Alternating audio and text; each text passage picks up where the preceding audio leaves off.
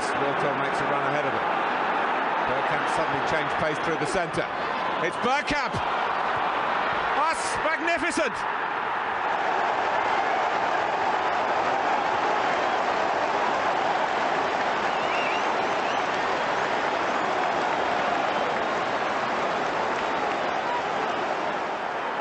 The move, and then this, which left Dabi's ass totally stranded. Hello and welcome to a Bergkamp Wonderland, the podcast that used to get lots of people watching that now no one really gives a damn. I nearly swore there. No one gives a damn about. I was watching one of our old podcasts popped up on YouTube last night, and it was Crystal Palace 3, Arsenal 0. 5 years ago, it was me, Chris, and the Welsh Wonder. It had 13,000 views. Where are you, 13,000 people now? The last one got about 600. Where have you gone? COVID, I suppose. Oh, you can't say that, can you? I hope you're not asking me. Well, you can't say COVID on the air? Probably not. You know, them in charge that pull the trigger. That's all. Yeah, better safe than sorry. Probably are. Right, with me, it's 10 p.m. in the UK. It's 5 p.m. in New York. It's Glenn from it's minus 400 in New York. And how are you doing? No, it's not that cold. I'm in the basement. Thank you for adding that under my name. And it's cold down here. So I came in the house. I'm like, I'm not taking my coat off. It's effing freezing in here. Real quick, Danny, thank you for inviting me. I was talking to Danny a few minutes before the show, and I'm like, I hear water running. And I didn't smoke any pot yet today.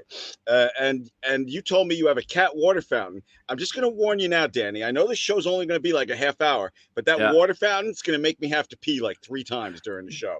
I'm of an age where I constantly need a wee, and I can hear that from my bedroom, but it doesn't make me want to go for a wee. In fact, I wee even less now.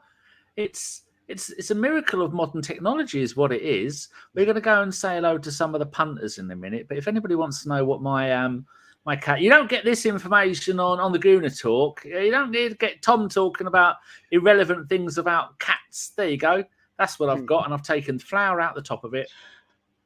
That cat is about 5 inches tall by the looks of it, because that is not a good size relevant reference. But that's the one I've got. £21. Why'd you take the flour out? I like it. Whatever. Because my cats are all fat and their faces get stuck between the flour and the thing. Okay. I've only seen 2 of the 4 use it, ungrateful swines. Talking of ungrateful swines, let's have a look and see who's joined us this afternoon. First of all, Brady's Banana. Oi, oi, oi, oi, oi. Thank you very much. There is Phil Macker, our sugar daddy. Oi, oi, Danny. Thank you very much. Lawrence Emmanuel. Bloody hell. Straight in there, Lawrence. Now that Lee Mason's been handed his pink slip, the Premier League should now give us the 2 points that Mason's error cost us against Brentford last weekend. Never going to happen. Loki, my website is in production, Danny. Oh, share it. Let us know what it is, Loki, and we can share it and let people see what it is. Evening all from Loki, Mr. Waffles. I watch a bloke on Twitch, and every night he drives from Seattle to Portland, driving for who's the courier company? Not DHL. I can't remember. The one that Tom Hanks was on when it crashed and he nearly died and was lost on the island. Right. FedEx. Yeah, and so I was thinking of you last night, Mr. Waffles. You probably know him in that area. Phil says, did they all leave with the angry Welsh one? Fuck it, we used to get numbers when he did it because you lot were scared not to give it a thumbs up. Loki says, is Glenn a part-time burglar? He is indeed. That's what he's not even in his own house. He just broke into a random house, stealing their Wi-Fi, and then that's it. Would you hurry up, Danny? I have to move the bodies upstairs. He's just going to go and do a big poo on their pillow before he leaves. That's his trademark. You've heard of a game called Skyrim? Have you? Of course, I played the hell out of that game. Oh my god! I watched once watched a bloke on Twitch do it, and he used to call himself the bread killer. And every time he killed anybody, he'd leave a little piece of bread next to their body in Skyrim, and no one watched him. Phil says, you could be right, Loki. I'm tempted to watch Home Alone 2 after this. What was it? See, I knew he drove right past you. Right, we are going to be talking about Aston Villa v Arsenal. Now, a little bit of history for you. We have played those Unai Emery's Claret Army. We've beaten them 86 times. They've beaten us 69 times, and we're drawn 45 times. That's all competitions, home and away. Now, if we look at the form table against those, home and away, all competitions, we won 3, they won 3, we won 7, including a 4-0 FA Cup final. So there you go. And now if we go back and have a look at more recent form, remember Aston Villa at Villa Park in the Premier League only. 3 games ago, it was Aston Villa 1, Arsenal 0, 21st of July 2020. Football in July? What are you talking about, Grandad? Wake up, sunshine, smell the coffee. Trezeguet scored for them after 27 minutes. Arteta was our manager, and we had Emilio Martinez in goal. Wow, that was terrible. 2 games ago, going forwards in time, 6th of February 2021, Aston Villa 1, Arsenal 0. Ollie Watkins, who is currently on form, 3 goals in 3 games. I'm worried about him. Ollie Watkins, 2nd minute, and we had Matt Ryan in goal. But I didn't even know that he played a league game for us. Huh. And then the last game that we played against them was on the 19th of March, the year of our Lord, 2022. It was Aston Villa 0, Arsenal 1, Bukayo Saka on the 30th minute. Now, Glenn, do you remember anything about any of those games? Because quite frankly, I struggle to remember the last time we played football.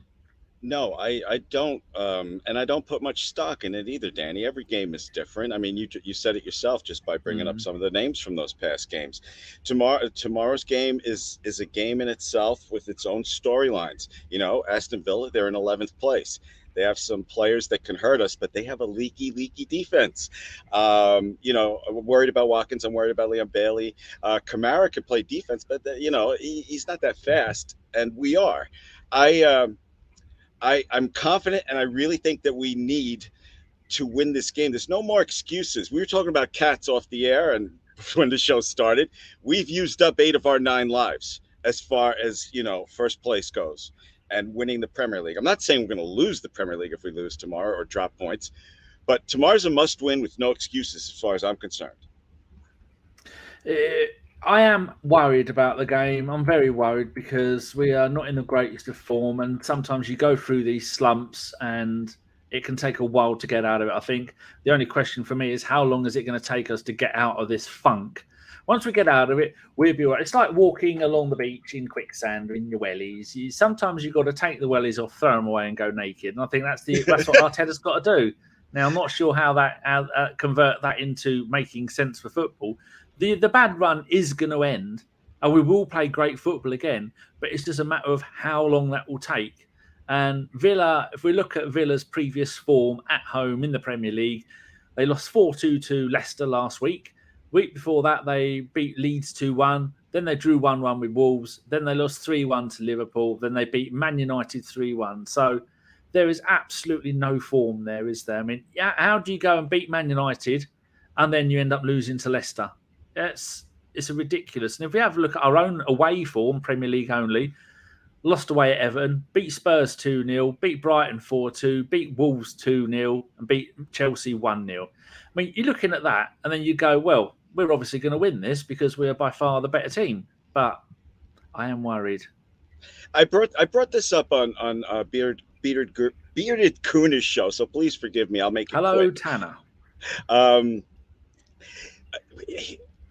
After the break in the Bundesliga, Bayern didn't win for 3 straight games, and they let 3 other teams into the title race. I think they're a little bit better than us. Every team has a run of form that is not good, and that's what's happening with us right now. But I think Aston Villa, with their leaky defense, is prime for a beating tomorrow by this Arsenal team, which will break out of it. Bayern, by the way, after not winning for 3 games after the break, destroyed somebody. I don't remember who they played. And I think that's what's going to happen with us. Hopefully. Loki is dropping some facts on us. A sober Loki fact. Loki's sober. Bloody hell. I don't know, maybe he's pregnant. 2 Arsenal players have scored 5 goals away at Aston Villa. Tony Woodcock in 1985 and Ted Drake in 1934. On the day that Tony Woodcock did it, scored 5 goals in the First Division. Ian Rush also scored 5 goals for Liverpool against Oxford on the same day. How many times has that happened in the history of mankind? We don't know. We don't know. Getting back to my point about this Villa game being huge, we can go on a nice run if we can rediscover our form. And I think this team is too good to not rediscover their form. We're all like that dog that's been hit one too many times with this streak right now that Arsenal's going through. Like, oh God, is it happening again? And then we got to relive it through that documentary also, how we blew the Champions League. I've still not watched the last episode. Oh, it's pain. That documentary is great till episode 7, and that's like the downfall. But Danny, think about this. Just think about this for a minute, okay? Because I know you're rightfully worried, okay? I'm not trying to herd cats here and try to make everybody think the same, but this Aston Villa game could be pivotal. I wrote down we play Leicester, Everton, Fulham, Palace, Bournemouth after this. We can go on a run, and I really think we're going to. 2 years ago. I would argue with people, if we were in the Champions League, we wouldn't even get out of the divisional round. If we were in the Champions League now with a healthy team, I wouldn't be afraid of anybody. That's a big difference in 2 years, Danny. A big difference. Do you want another wonderful fact that will warm the cockles of your cold, dead heart? Premier League away table only. Arsenal are top with 25 points. City are next with 20. I didn't realise that. Because we were brilliant. And the home league table, Aston Villa are 12th. They've only won 5 out of 11 games. Danny, would you like to see some tweaks in the lineup? I'm going to give you an example. Again, I'm sorry, but I wanted to mention Peter Gunnar before Manchester City. He said he would take Zinchenko and put him in Xhaka's spot. And he would leave Tierney there at left back, and he'd put Martinelli as a striker. I'm not saying I like that. I don't like the Martinelli as striker thing because Arsenal tried that in training last year and it didn't work out. But do you have any major tweaks like that? You can mention Tanner in his podcast, The Beaded Gooner, but as much as you want because he's a lovely man and he's a friend of ABW, and I like him. We follow each other, and I've done podcasts with him, and a fine gentleman he is. Now then, that is a good point. I have a problem with Zinchenko. I have a problem with the fact that he is doing this inverted fullback thing, and that means that if you looked at the game top down, you would go, hold on, our left back is in central midfield. Oh, our left back is at right back, and now Martinelli has got no one regularly behind him. Now you play Kieran Tierney at left back. He is going to be running up the wing. Martinelli will be dropping back, covering for him. When Martinelli is going up the wing, then Kieran Tierney is going to be defending in the right position. And then we have, as much as I love Xhaka, he is slightly off the boil at the moment. We saw twice against Man City, he got the ball on the edge of their box and he shit his pants and had no idea what to do. Yep. There is something up with that. I mean, when you play game after game after game, sometimes you need a rest. Now we see that when Zinchenko goes into that central midfield role, when I don't want him there, he does a really good job. Now I think Jorginho had a really good game against Man City. I think he was probably our best player. Now I wouldn't mind seeing. You can't make too many changes all at once because that can unbalance things. So maybe if Partey is fit, play Partey. Maybe play Zinchenko in the Xhaka role. But I think that if Arteta had any intentions of ever playing Zinchenko in that DM role or the Xhaka role, he'd have done it by now. He's never done it as a substitute. He's never done it starting a game. He's never done it in a friendly. He is never going to do it. And I think Tierney's days are numbered, and we're just going to keep on doing that. And that we've had a history of having partnerships of a fullback and a winger, whether it was Gael Clichy and who was it, Santi Cazorla in his first season at Arsenal. They were great down there, or Ashley Cole and Perez, or Lee Dixon, or Lauren, and Lundberg. We've had a history of having magnificent partnerships. At the moment, he can't make his mind up whether he wants Ben White or Tomiyasu and Saka on the right. And he can't make, and we're not getting any joy down the left. We have seen that since Zinchenko has been back in the side, Martinelli's form has turned to shit. He's still doing stuff, but then he's got so many people over him because they're double marking everybody. Mm-hmm. But I think we do need to make changes. But having been a veteran Championship Football Manager player, I know that if you start messing with stuff, it might not work for 2, 3, 4 games. The only thing you know is the thing that you've done before. So I think we have to go back to what we were doing for the whole of the season. Maybe saying to Zinchenko, just don't drift infield so much. Give a little bit more support to Martinelli. So I like what Bearded is saying, and maybe do one of those things, but you can't go and do 2 or 3 of those things at the same time. Is that what you do? No. For me, I would just tweak. If I have any criticism of Arteta, it's a minor one, because the man is smart and he knows what he's doing. I would just, Martinelli, to me, I agree with everything you said, but he also, to me, looks a little tired. And I would start Trossard instead of Martinelli. Martinelli can be an awesome weapon off the bench in the second half. That's the only thing.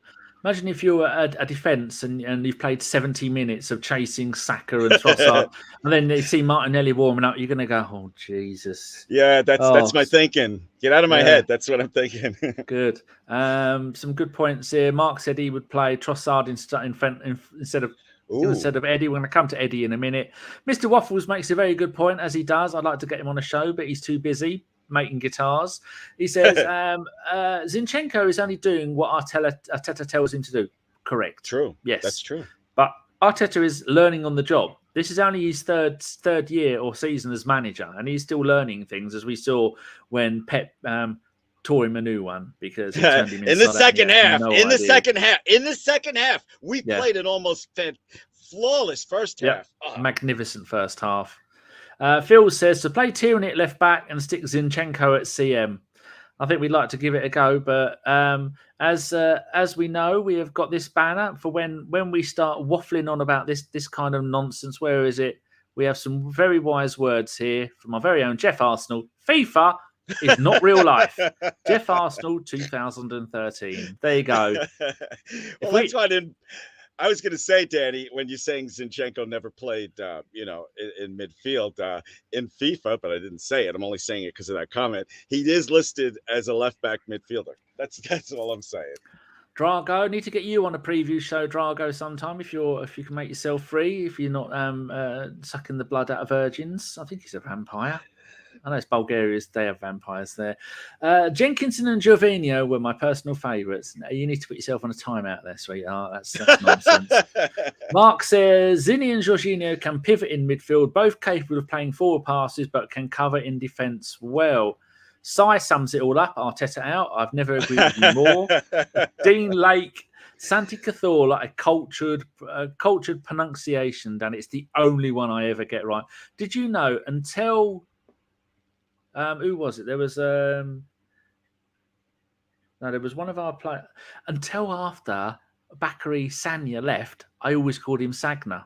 I didn't even know his name was Sanya.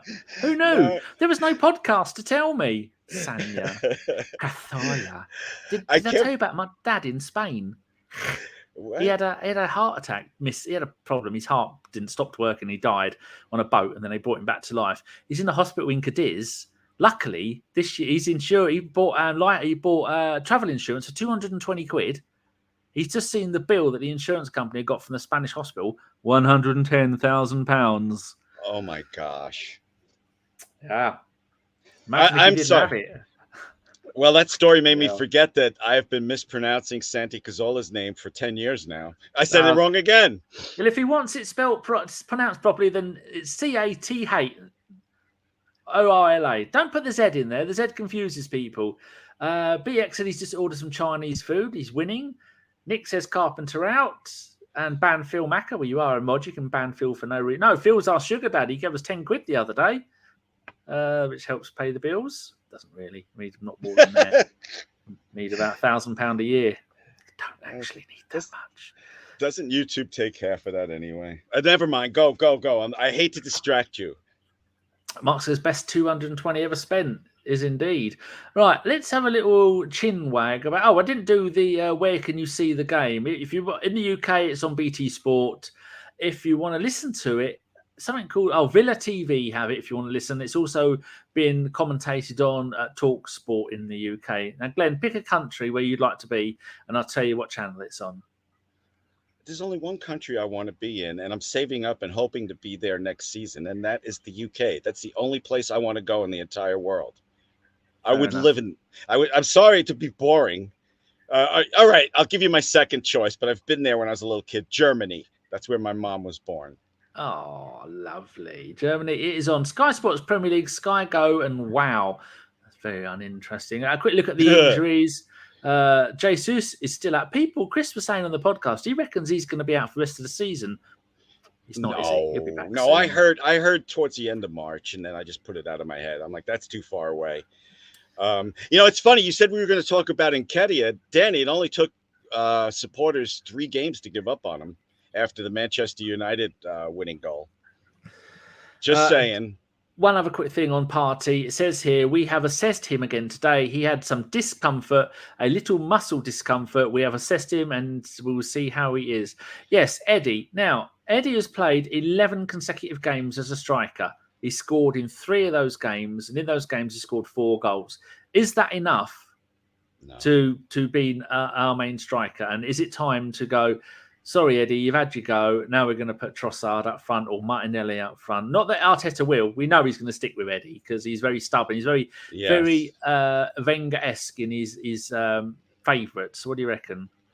I think I wavered on Eddie when he missed that header against City. He should have buried that. He's right now in his career, he's a backup. We're asking a lot from this kid. I was going to say kid. He's 23. But he's what we got. And Martinelli, they tried it last year in training. They said it didn't work out. So I don't know who the hell else can play striker. And we just have to get behind Eddie. I not blindly. I'm saying, I think right now in his career he's a backup, but we don't have any other choice. I think he might have a good game against Villa. They don't play the prettiest of football, do they? They're not the greatest of defenders, but he is going to get an elbow in the chops from Tyrone Mings at some point, and he's going to have Martinez questioning his parentage and his manhood. Phil says, have you ever been to the Emirates, Glenn? You haven't, have you? No, I have not. It kills me, but next year I hope to see you all. I'm saving up. Airline prices are ridiculous now. I was so close, and they're like doubled here. I don't know how the airline prices are there. But I'm going to be there next year, and I'm going to try not to be that stereotype, just starts crying off the plane, but it's going to be hard because I love the UK, and I can't wait to go. I mean, there's so many historical sites I want to see too, but the Emirates is first in line. Well, that's not historical. What? HMS Victory? I want to see Bletchley Park where they decoded the Nazi. I'm sorry, I'm getting you off track. Go ahead. No, I meant the Emirates isn't historical. Cambridge now, that's only 15 minutes from me. The Emirates is historical to me, bitch. The Emirates is historical to me, bitch. So I don't want to hear it. Matt D'Souza has said, so who's buying us then? Will it be the Saudis, the Bahrainians, the Qataris? Can't wait for the Premier League to be full of fully fledged Middle Eastern plaything. Yippee. If Man United or Liverpool do get bought by these, that means Man City and Newcastle and Man United and possibly Liverpool are all going to be owned by Middle Eastern owners, and we might as well just give up. Just go and support a championship or a non-league side. The Premier League is turning into FIFA for billionaires, real life FIFA for billionaires. It's killing me, man. I'm not. All I'm saying is an oil country, Manchester City, should not own a Premier League team. Hey, but who am I to talk? Manchester City has the best players illegal money can buy, allegedly. I'm sorry, Danny. That's a pet peeve with mine. It really drives me crazy. It's, we all love our respective clubs for our own reasons. And these billionaires just come in and they just screw up everything. BX says that Mings is injured. He's not playing. Update from the 17th of February, which was, I don't even know what day it is. He is in the squad. He trained today and yesterday, but we are going to decide tomorrow before the match. The last moment's going to be very important about the decision if he can start or not. It says he's 100% fit, but not maybe match fit.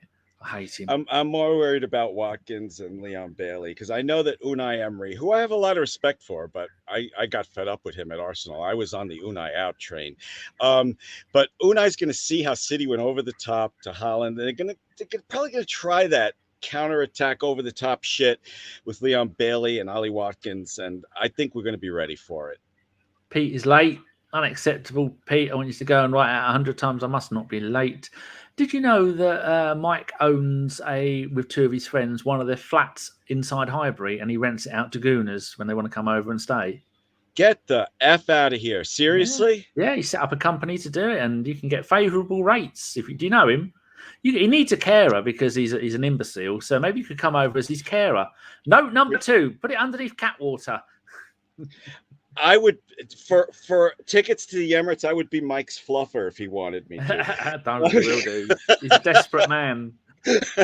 I'm sorry, I'm writing this down, so I don't forget. Yeah, okay, I'm back. You know Mike's, you follow him on Twitter, didn't you? Of course I do. Yeah, send him a DM and ask him about it. And he's not doing it to make millions. He's not trying to scout people or anything like that or make a fortune. The three of them are doing it for themselves and thought to make a little bit of money on the side when they can't use it. Are you kidding so I'm going to me? break in and have a big poo in it. Phil says, if everyone follows Abido, puts in a $5, Glenn might be able to see a game in 50 years. No, I'm going to get there. I don't want any charity. I appreciate, even though I know it's a joke, I appreciate it's going to be awesome. And I cannot wait. And Danny, you're going to have to come out of the house. I know that you don't drink or take a little toke, but I'll hang out with you anyway. I can take you to Cambridge. We can go and have a wander around Cambridge for the afternoon. Oh, dude. It is as long as you come somewhere between April and October.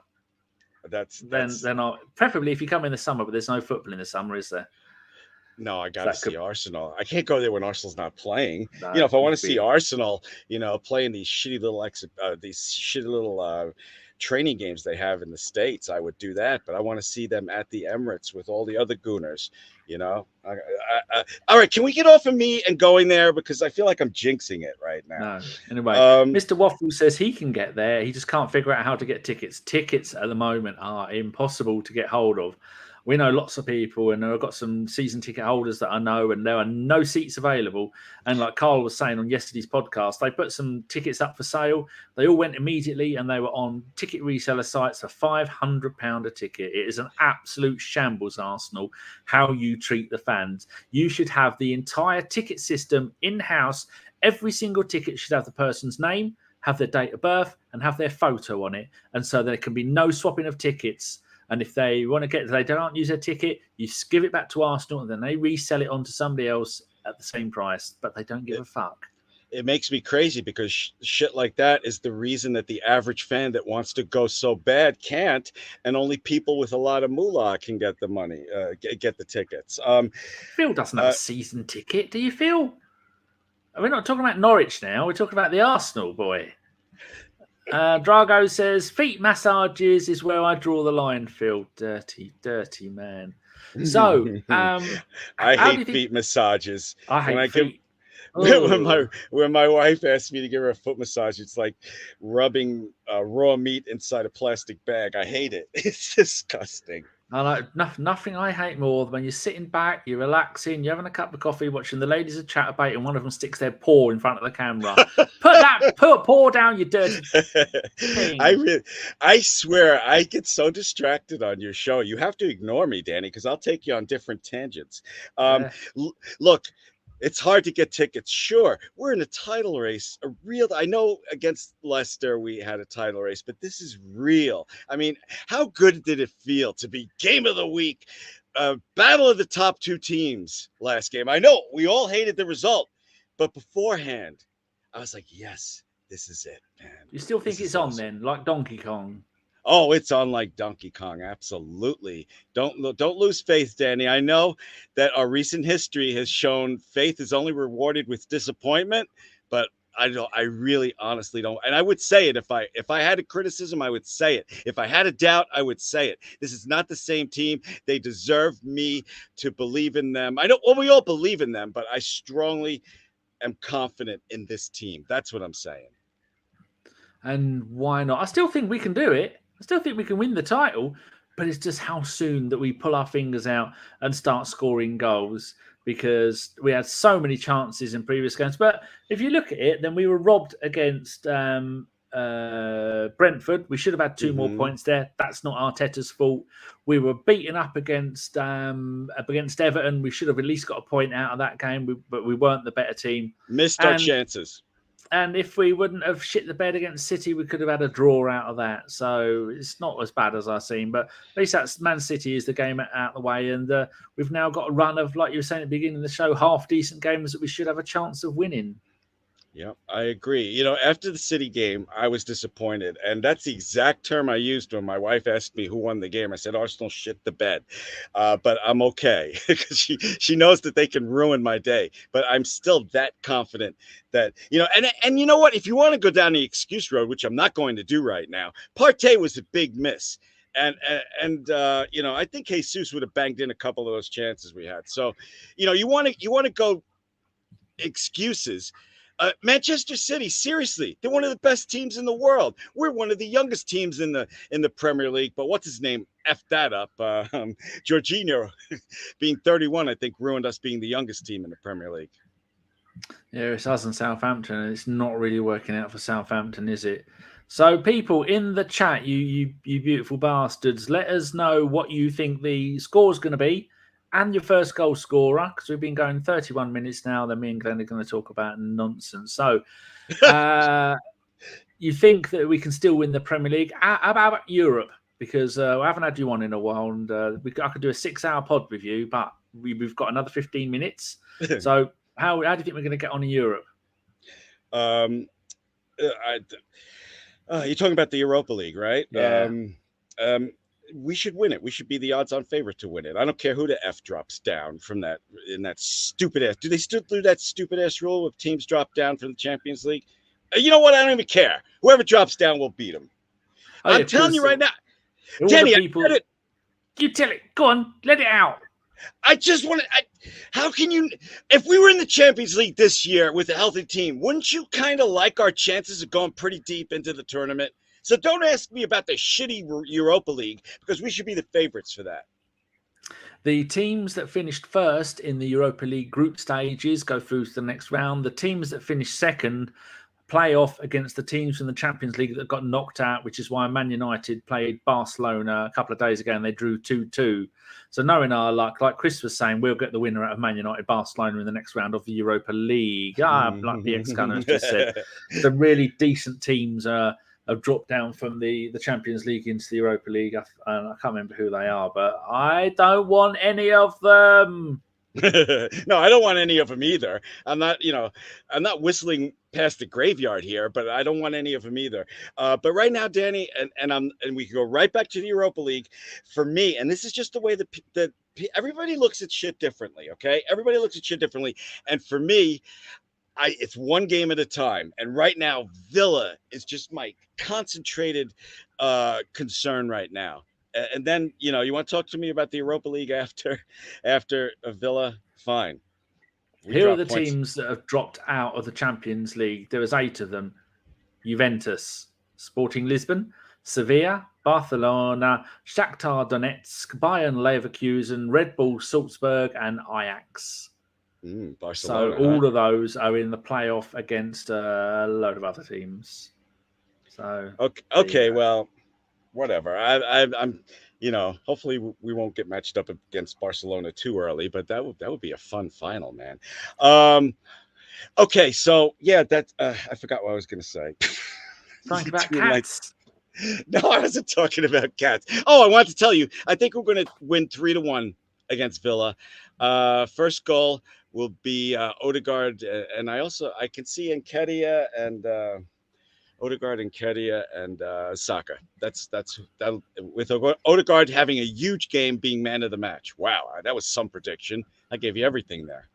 That's I'm wondering what you're smoking there. If they got nuggets of crack in there. No, nothing. Ew, crack. No, I'm just a pothead. But out of respect for you, I do know that. Yeah, kickoff 12:30 here, which means it's gonna be 7:30 a.m. there. You getting up for it? Oh, I didn't know that. I always get up for it. Yeah, I have to watch it live because one time it happened 2 years ago, I didn't watch it live and I heard the score and I was pissed. I don't remember what game it was, and I said from now on it's live. I don't give a shit what time the game is. So 7:30, fine. I'll get up. I'll have an unhealthy breakfast burrito. I'll get my family a bunch of greasy crap from the bagel store so they don't bother me during the game, and I'll sit there and munch away, and hopefully I won't get too much indigestion. I will be waking up at 12:25, and then I will watch the game, and then I'll probably go back to sleep after because Sean's back for a few days, and so Mr. Waffles has got to get up at 4:30. Well, it's on at 4:30. Will he have to get up at 4:30? That's the question. Where's Mr. Waffles? Canada, Portland. Maybe? Oh, Portland. Okay. Yeah. Oh, wow. BX says 7:30 East Coast time for him as well. Yes. So far, we've only had 7 people out of the 6,000 watching put your prediction in. And that's, he said he's going to be up. Oh, dear. I wouldn't bother going to bed. I'll still be awake at 4:30. Yeah, I would stay up. I would stay up all night for that. Yeah. Hey, everybody's different. Come on, put your predictions in there. What's the matter? You afraid? 3-1 Arsenal. You still haven't dug out any of your previous career for me to listen to. You said you were going to find some. Oh, my God. That's right. I promised you last time. Yeah, but you know what? In fairness, dude, last time I talked to you was on the Sunday roast, and that was like going to a therapist for an hour. Afterwards, I had all these thoughts I never thought of before, and so you have to forgive me. You shut up. Write it down. Put it on your notes. You are one hell of an interviewer when it comes to non-football stuff. Holy cow! I'm not joking, folks. This guy, man, on his Sunday roast, I don't know how he does it all the time with Mike. I've seen a couple of those episodes. They're always funny. But for me, he dug deep into my psyche and pulled all kinds of shit out. When I took a 3-month break from social media because I just was tired. How many WhatsApp messages did I send you? Oi, you, oi. I must have sent you about 30 of them. Danny, I didn't look at my phone because otherwise I never would have been able to stay away. And when I went back, Danny sent me the most messages, and I think he thought I was dead. So I'm looking at them now. On the 20th of December, oi, 21st of December, Glenn, glad, glob, glat. Are you still with us? Yeah. So yeah. When I was gone, the last thing I left on Twitter was that sick interview you did with me on your Sunday roast show. I'm so impressed. That is the craziest hour I've done anywhere, whether it be on my radio career or just this fun habit I'm doing now with my fellow Arsenal supporters. But dude, holy cow. So yeah, I'll send you something. That was a long answer to, I was going to send you some stuff from my radio career. I think you'll be impressed, my friend. And I bet no one in the 10 years you did it, no one, and they didn't even have room to put adverts in because just you talking non-stop for 4 hours without even breathing. We had to take a breath. We had to play 6 to 7. I was on a classic rock station. We had to play 6 to 7 songs an hour, and we had about 15 minutes of ads. But the rest was us just talking and joking around. Yeah. But I promise I will send that to you. Just don't go so deep into my psyche in the 10 minutes we have left here. No, I won't. What are you playing at the moment, game wise? I love an RPG, and right now I'm playing Hogwarts Legacy. I friggin' love it. I've heard it's very good. It's so crazy good, you know. I started playing it after the City game because it just got my mind off of shit. And after the Everton game. No, after the City game, I started playing it. What I do, Danny, I don't know how you deal when Arsenal drop points in a game they shouldn't have, but I just find distractions. Like I didn't know, I just stayed away. After the City game, I stayed away for days, and 2 hours ago to get ready for your show, I found out Lee Mason resigned. I'm like, yeah, fuck you, dickhead. I was behind until 2 hours ago because that's my way of doing things. Hogwarts Legacy, play a little FIFA. Just don't think about Arsenal and that City game right now. Pete's been playing it as well. He says Hogwarts Legacy is the most fun I've had with my clothes on ever. People say play Elden Ring, not my kind of game. I don't know. I'm actually playing. Oh, Demsek's turned up. Better late than never. Go and stand at the back of the class. I'll have 10 Hellvengers. I'm back playing Valheim. Getting stressed at that. And I'm also playing Football Manager. I'm manager of those vegan nonces at Forest Green. I'm not sure whether I want to keep the job or not. So I got fired by Gloucester City. Anyway, that's not why we're here. Right, any more people want to put their predictions in? I'm going to start reading them all out now. Mark has gone 2-1, the Arsenal, Saka and Trossard. Mr. Waffles, Arsenal by 2. Phil says Saka and Eddie 2-0. Loki, 3-1 the Arsenal, Saka to score first. Drago has gone 1-0 the Arsenal, run it back. Brady's Banana, 2-1 the Arsenal, squeaky bum late winner. Bernadette has gone 3-1 the Arsenal. BX Gunner has gone 1-0 the Arsenal. And what else have we got here? Dean says, which Hogwarts house are you, Glenn? Slytherin, aren't you? No, I wanted to be Slytherin, and it picked Ravenclaw for me, and it said, do you want to change it? I'm like, no, I'll just go with what they gave me based on my answers. So I'm in Ravenclaw, although I wanted to be in Slytherin. I only know Slytherin. I like the films, but I know fuck all about it. Sean and their mum have read all the books about 4 or 5 times over and over. I wouldn't even colour them in. Mark says, he says hello. BX Gunner's a Hufflepuff. You can get cream for that nowadays. Rudy Roods is there on the Twitch. Hello, Rudy Roods. Just in time to get your prediction in for tomorrow's game. Sai has said 2-0 Villa, never knowingly backs the Arsenal.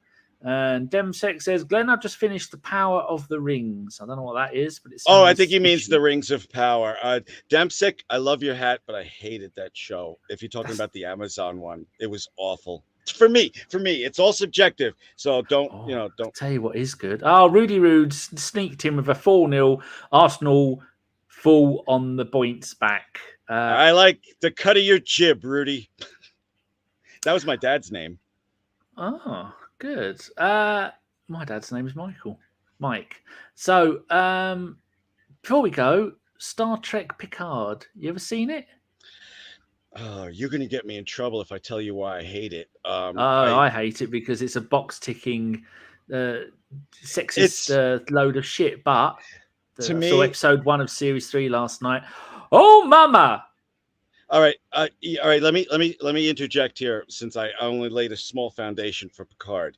For Picard, the first 2 seasons, gave up on it because to me it was shit. It was an agenda, not entertainment. Yep. Now I heard they're kind of wrapping up New Generation in season 3, but I don't trust the guy that is doing Star Trek. His name is Kurtzman. I don't know what his first name is, but he's a piece of shit.